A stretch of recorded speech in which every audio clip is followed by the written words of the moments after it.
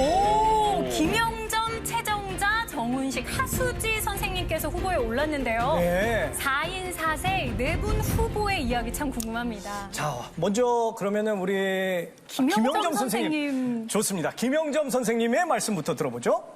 후보자에 올라서 무척 가슴이 벅찹니다. 감사드립니다. 선생님 벌써 수상하신 것처럼 감사드립니다. 저는 제 인생에 대해서 노력해 온 걸 말씀드리려고 합니다. 네.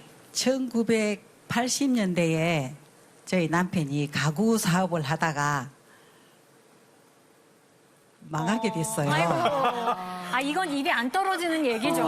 몇 억의 빚을 졌더니 80년대에 몇 억이요, 선생님? 채권자들이 남편을 졸졸 따라다니면서 네.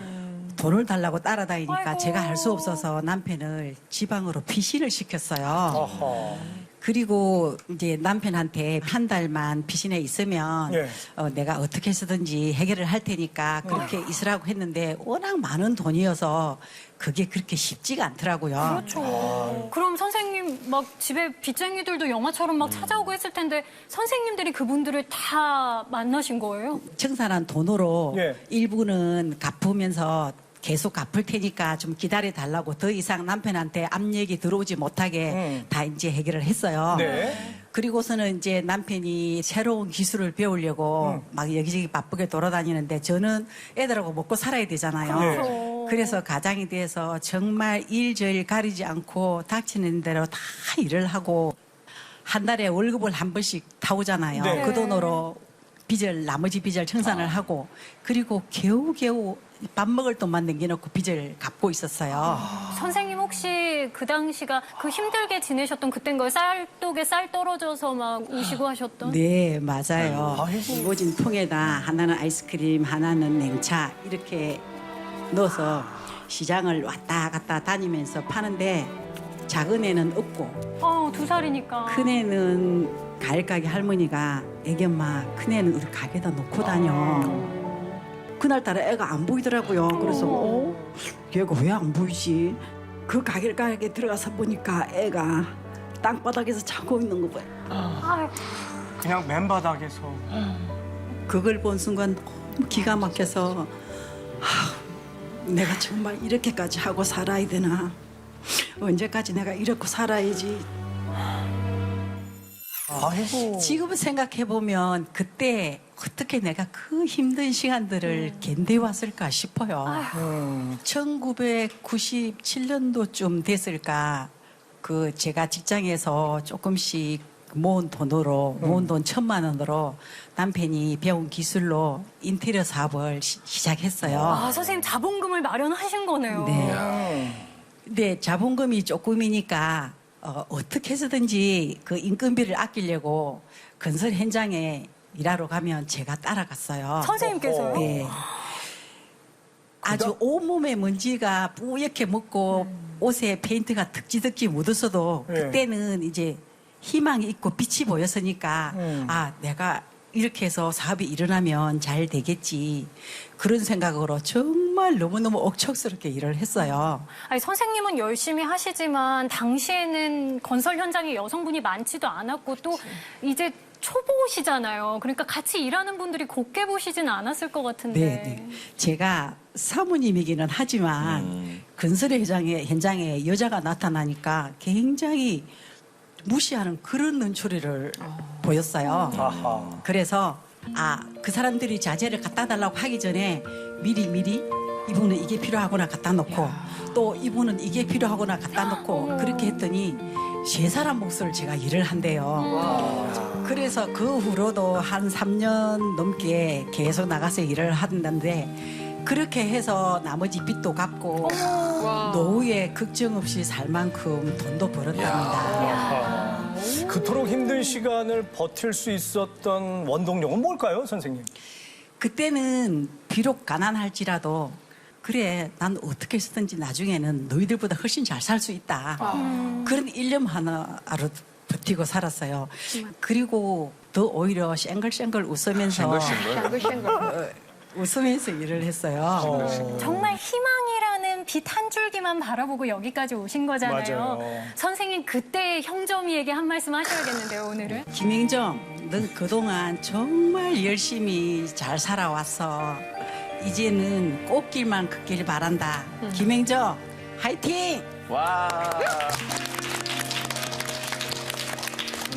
역경에서 꽃 피어난 그 미소를 가지고 있는 김영정 후보 만나보셨고요. 계속해서 다음 후보 만나보시죠. 이번에는 최정자 후보를 만나보겠습니다. 한 10년 전 이야기예요. 네. 오. 근데 그 저희가 다니는 복지관에서 그 부부 프로그램을 한다고 그래요. 네. 그래서 이제 7개월인가 부부들 간에 이제 밥도 막 떠먹여주고 그런 걸 시키는 거예요. 네. 그래갖고 뭐 해요, 막 선생님? 이렇게 등도 말이야 어깨도 주물러 주라고 괜히 막 어깨도 주물러 주고 예.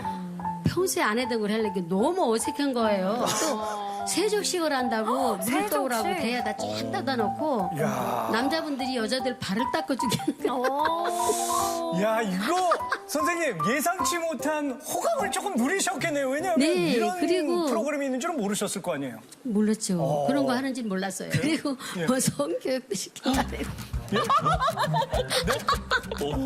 학교에서 하는 그 성교육이요? 아, 성교육이요? 그 강사 선생님들이 우리 선생님보다는 연배가 밑에 계시잖아요. 맞아요. 네. 그럼 더 젊은 사람들. 어머, 이 사람. 도대체 선생님 뭘 배우신 건가요?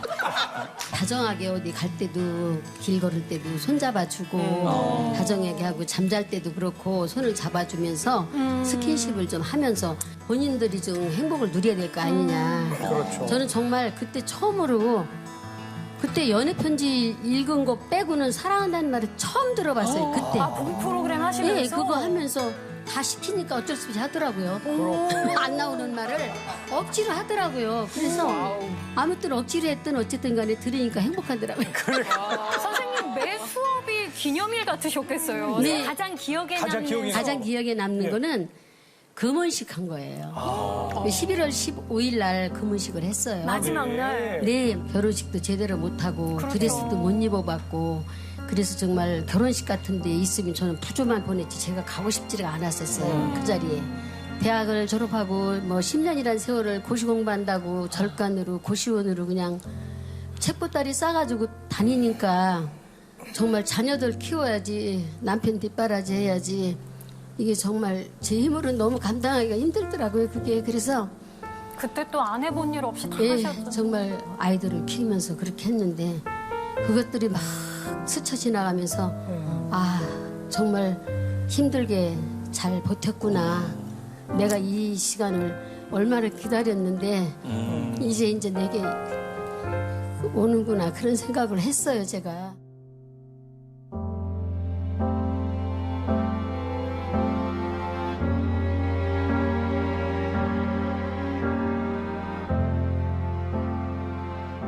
근데 조용근 선생님께서 뭘 읽고 계시는데요? 편지를 갖고 왔는데 가져오셨어요? 일부만 발췌해서 읽어드리도록 하겠습니다. 네.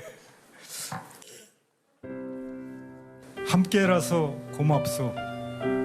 평생 처음 당신이 발을 닦아줬던 세족식 행사. 머쓱해졌던 성교육 시간은 갑자기 젊어진 기분을 들기도 했습니다. 당신은 나를 만나 즐거운 날보다는 슬픔과 애로운 날이 더 많았고 많은 눈물을 허공에 뿌려야만 했던 지난 날들. 그 곱고 귀엽던 얼굴엔 어느새 잔주름이 가득 거칠어진 손마디, 반백이 된 머리칼은 지난날이 어려운 인간 역정이 흔적을 보는 것만 같소. 난 항상 당신이 편에 있고 다시 태어나도 당신과의 삶을 기꺼이 택할 것이요. 씩씩하게 노년기를 설계해 갑시다. 박수 좀 보내주세요. 제2의 멋진 인생을 지금 누리고 계신 최정자 선생님 두 번째 후보였습니다. 네, 계속해서 후보 만나보겠습니다. 이번에는 정운식 선생님 이야기를 좀 들어볼까 좋아요. 합니다. 네. 제가 교직에서 지난 한 5년 전, 정확하게는 2016년 8월 말에 이제 제대, 퇴임을 퇴임을 하셨군요. 해서 정년 퇴임을 했습니다. 네. 그 정년 퇴임도 만만치는 않더라고요. 아직도 그 습관, 출근하는 습관이 배어가지고 아침에 일어나면 괜히 여기저기 두리번 서성이게 돼요. 어허. 야, 이 습관이 상당히 무섭구나 그렇죠. 하는 생각을 갖고. 그다음에 한 달 정도 30여 년을 되니까 예. 아내의 눈빛이 달라집니다. 저 인물이 계속 이렇게 낮에도 여기 있는 건가라는 식의 의구심이 있고요.